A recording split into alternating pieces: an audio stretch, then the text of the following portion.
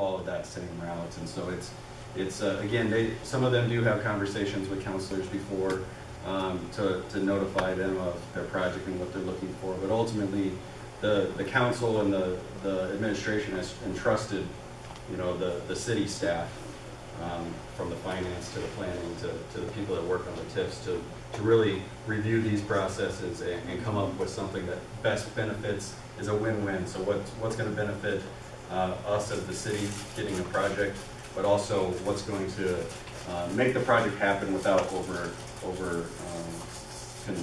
contributing dollars to the taxpayer dollars to that. Which is also why we've only done 20 government industries. We have more active TIFs than you guys have ever had. So, this isn't necessarily a TIF question, but it goes into the thought process behind TIF application.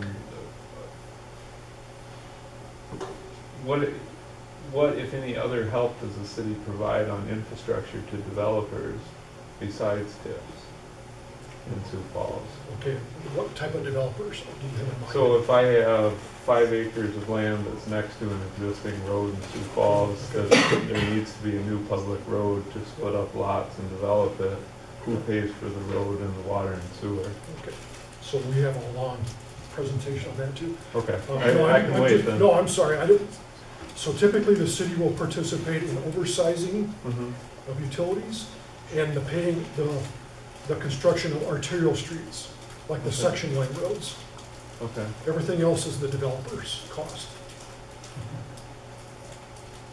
And the developer, Oversizing and section line roads is what we pay for. And they don't like. What's the spacing? I mean, we don't, section line roads don't mean much anymore except a legal opportunity for someone to get through a closed piece of land. Yep.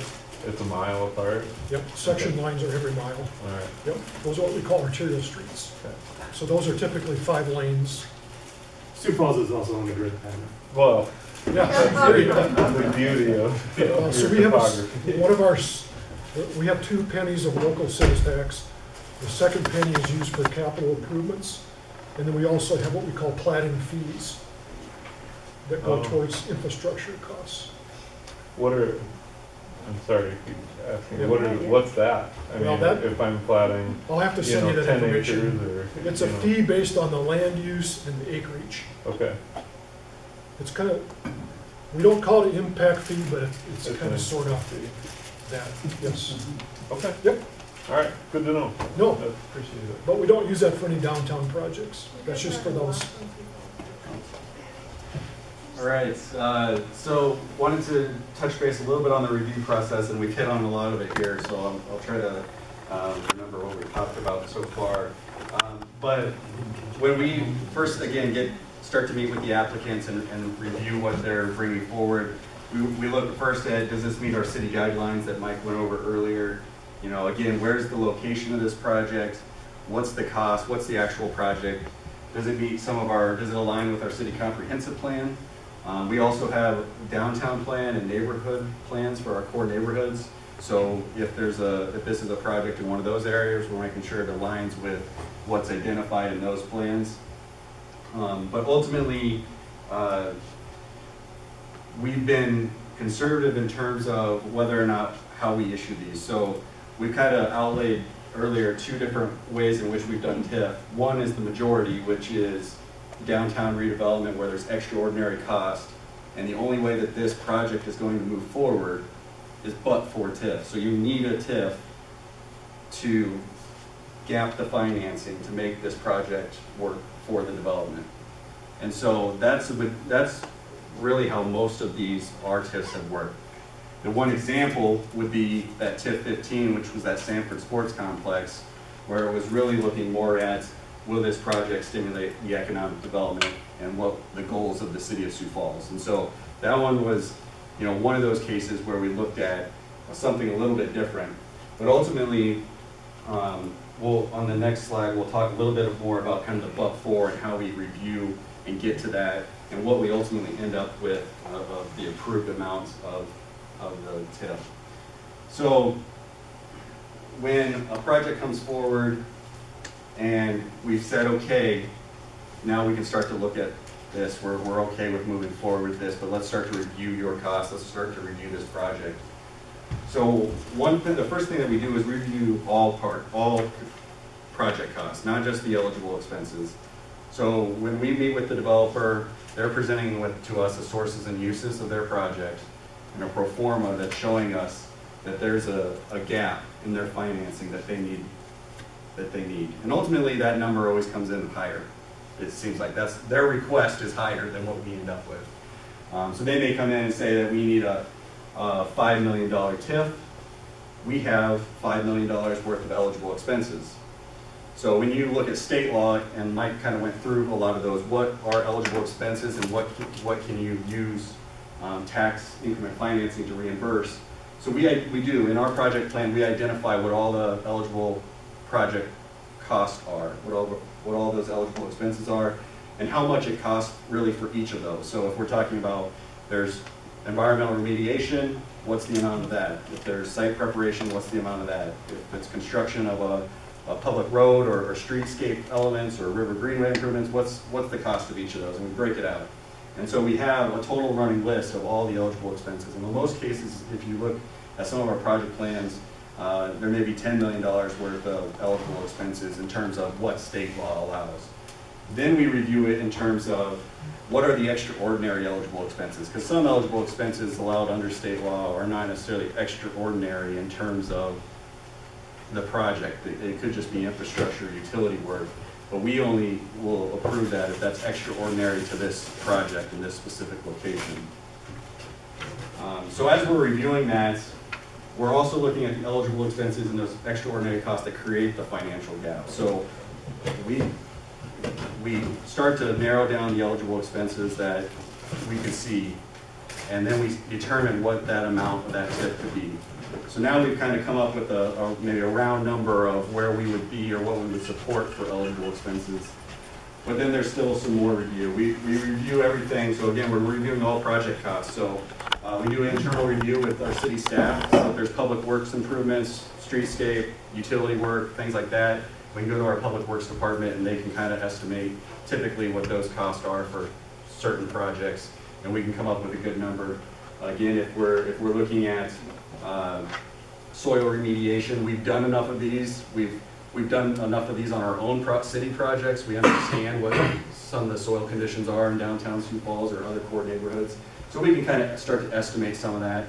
But ultimately, in some cases, we've brought in a third-party review. So we've hired a consultant. Recently, the last one we did was a consultant out of Minnesota that is really a city finance professional. Comes in, but also has a development background.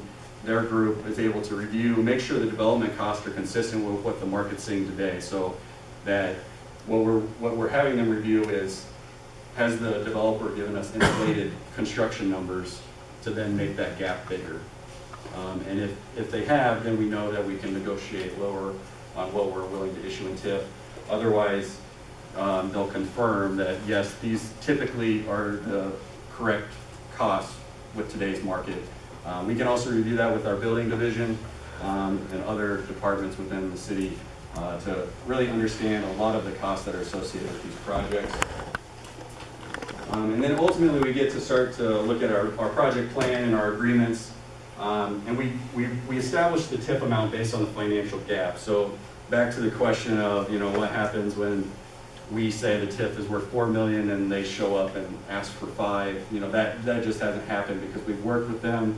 We're reviewing their sources and uses and pro forma. We understand, what they need to make off the project to make this work, make this project come forward. And ultimately we get to a point where we've agreed on what that amount should be. How do you review the other side of it? How do you determine if what the developer wants to make on the project is okay? Yeah, I mean, The ROI. Yeah, we've worked, we work on a lot of these development projects with the development community. We kind of know what the rate of return is that they're expecting. We know if they're asking for an inflated rate of return in terms of looking for 15–20% return on a project. One of our more recent ones, In most cases, they'll say that, you know, they're looking between a 10 and 12% on investments. Their investors' return is what a lot of them are looking at in terms of that projects. And so we understand that you have to make a rate of return to make the project feasible for the developer, but we also understand there's a level in which that can exceed what's needed with the TIF. Do you just do it like kind of gross numbers, financing included, or is it like cash on cash return, or I mean, is it? Yeah, there's I mean, it's a little bit of everything, you know, in terms Project. of, depending on the project and how they've put it together financially, you know. Okay. You know, sometimes there's a smaller group of investors that, you know, it's a little bit different, or there's other times there's, you know, they're bringing in a lot of investors and expecting a different type of return. Sure. You know, some of the developers we worked with have a very good track record of development, and investors that are investing with them are willing to take a lower rate of return because they know the project's going to happen, they know it's going to get done.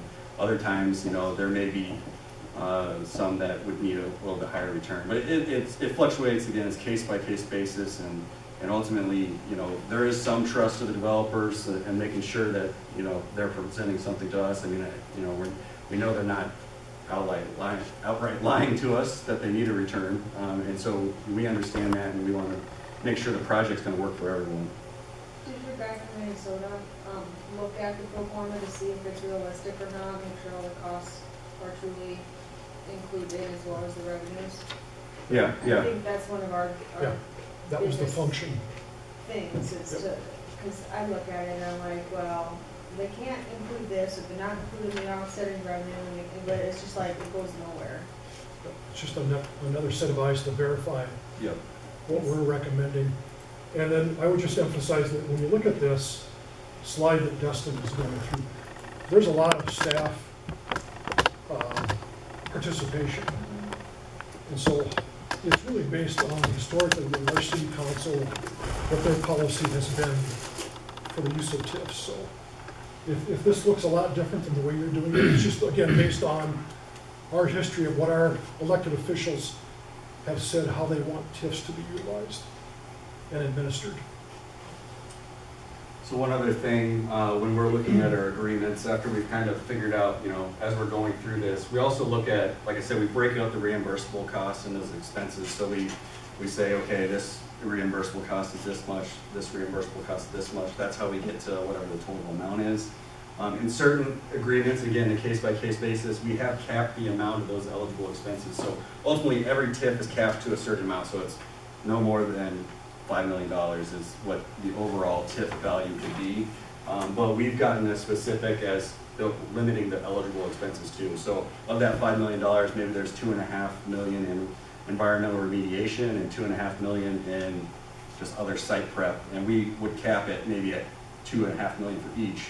And ultimately, if one came in higher, one came in lower, we'd still only pay $2.5 million up to. But we only pay actual costs too, which I'm pretty sure you guys do as well. So that's kind of part of our certification process. You don't reallocate project plans if they have, so like if one came in higher and one came in lower, you don't reallocate the project plan then to cover? It depends how we write the agreement. I mean, we have capped them individually and just said that's the most we'll pay for each eligible expense. We have identified them, but understood that environmental is going to be, they may have put 2.5, but it's really unknown. And, you know, we had one recently that had that amount and came in well over that, like over the whole TIF amount. So it's just going to be case by case on some of those. And that's something more recently we've done. We've started to cap some of the eligible expenses. We've also capped financing costs, because financing costs, if a project isn't, you know, doesn't completely finish the entire project, or if they don't, the valuation of the property doesn't come back as highly as projected in the project plan, then you're just paying interest the entire TIF, the length of the TIF, and you're never paying project costs. So we've started to cap the actual rate of the financing, so what percentage that is, and then we've also started to cap actually the amount of financing costs we would pay. So what's the highest interest that you pay? we don't necessarily have a limit, but it's basically, you know, they work with the banks to get different numbers, and we've, you know, worked with them to kind of accept that, but understood that the reason we're capping the rate at whatever that may be is just so that there's not a refinance or something that brings in a higher rate in the future. But we have not gone back and amended the project plan to reallocate the expenses.